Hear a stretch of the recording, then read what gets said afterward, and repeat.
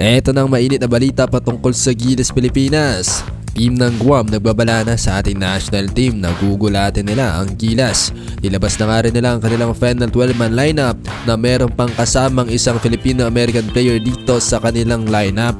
Talagang kaabang-abang ang mga balita natin ngayon patungkol sa Gilas Pilipinas na dapat mong malaman. Pati sa final 12-man lineup ng Gilas Pilipinas, lahat ng yan ay pag-uusapin natin sa video na to.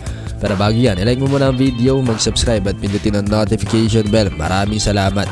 Huwag na natin patagalin mga pare ko dahil final 12-man lineup ng team ng Guam kontra Gilas Pilipinas, kanila na nga ang inilabas. Napakalakas mga pare ko, hindi dapat maliitan ng Gilas Pilipinas. Ang ikinasang final 12-man lineup ngayon ng team ng Guam kontra sa ating national team. Dahil isa pang Filipino-American player ang isinama nila sa kanilang kupunan kasama si Jericho Cruz. At ito pang dapat mong malaman dahil kanilang head coach nagbabala na nga rin para sa Gilas Pilipinas. Gugulatin nga raw nila ang mundo kontra sa ating national team. Ibig sabihin lang yan pababagsakin daw nila ang Gilas Pilipinas kapag nagkabakbakan na sa November 28 mga pare kontra Guam yan. At ito na nga ang pinakamatinding balita natin para sa ating national team. Kung nagpalakas ng sobra ang team ng Guam bilang paghahanda para sa Gilas Pilipinas, hindi rin magpapatinag si Coach Temco at ang ating mga bata. Kung marami yan nag-aalala dahil hindi pa makakapaglaro si Kai Sotto dito sa FIBA World Cup Asian Qualifiers, ito naman ang good news dahil makakasama na talaga bilang local players Quentin Meliora Brown o QMB sa Gilas Pilipinas kontra Guam. Kaya naman relax lang tayo mga Gilas fans dahil kung nawala man si Kai Sotto, ito naman ang isang 6'10 o 6'11 na big man para sa Gilas Pilipinas. Talagang agile din itong si QMB. Kaya naman mainit na naghahanda na ngayon ng Gilas Pilipinas at nag-ensayo mga pare ko. Sama-sama na nga ang ating mga players ngayon bilang paghahanda sa paparating na bakbakan sa November 28.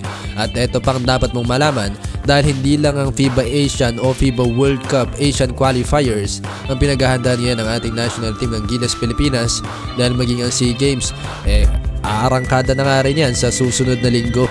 At ito pa nga nabalitaan natin na si Jamie Malonzo maghahanda na para sa SEA Games mga pare ko. Hindi man siya makakapaglaro kontra sa team ng Guam, dito naman mapapatunayan ni Jamie Malonzo na meron pa talaga siyang asim at maipakita niya yung dati niyang laro dito sa SEA Games mga pare ko. Dahil mainit na nga rin ang bakbakan doon at kwento-kwentong bali-balita ng team ng Thailand talagang ginagawa ang lahat para makuha ang kampyonato dito sa SEA Games. Sa kabuuan mga pare ko, pinag-usapan natin sa video na to na ang team ng Guam ay talagang pinalakas nila ang kanilang final 12-man lineup. Naglalaki ang mga players niya ang kanilang isinama at nag-recruit pa ng bagong fill-up na player na makakasama ng Jericho Cruz para buhatin ang team ng Guam. At hindi nga lang ang FIBA World Cup Asian Qualifiers ang lalaroan ng Gilas Pilipinas sa susunod na linggo dahil pati ang SEA Games mga pare ko magkakabakbakan na nga rin. Pantay sarado na ng mga kapitbahay nating bansa ang Gilas Pilipinas. At tinutumbok nga nila na pataubin ang ating national team dahil team to beat talaga lagi dito ang Gilas Pilipinas dahil tayo lagi nagkakampiyon dito.